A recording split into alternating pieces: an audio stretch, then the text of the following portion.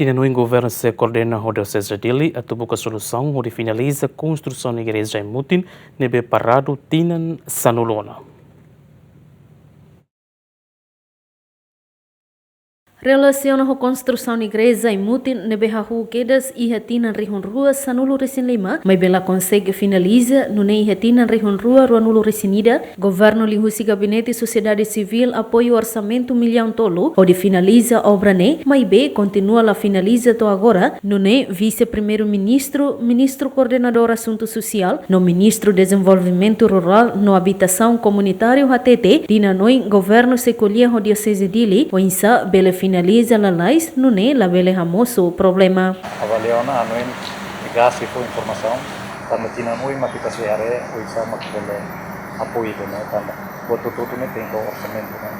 governo né orçamento por programa tama né ulu kita coloca no osa e divide né tem hal hoto mas tamba la hal hoto agora tem que arefa le hopa pode ser para o isa makbele Halo remata igreja quase que 70% igreja né fisicamente lá é outro diácono agora precisa atuá-lo completa por a equipa mais forte para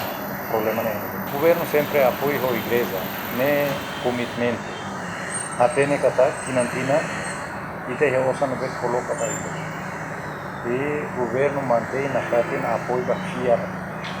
fiar o tudo no que é também inclui a igreja não funciona para cristãos ir a missa a reza lá os dalam claro não sabe o governo é responsabilidade também agora halo no sama remata tem que qualificar para ou tem que qualificar o diocese para a reza sama nem a diocese não equipa aí da os ADN hareona equipa aí da os paróquia equipa independente os mikasnya para hare o gas para hare lolos ne coopera ho diocese para hare lolos ne problema ne se caric finance rumah nova uso para companhia apoio ajuda deveres ne beke ne tem que halo tamba ita lakoi buat rumah saya ne tem que durba tribunal lakoi ita cara resolve pode dia para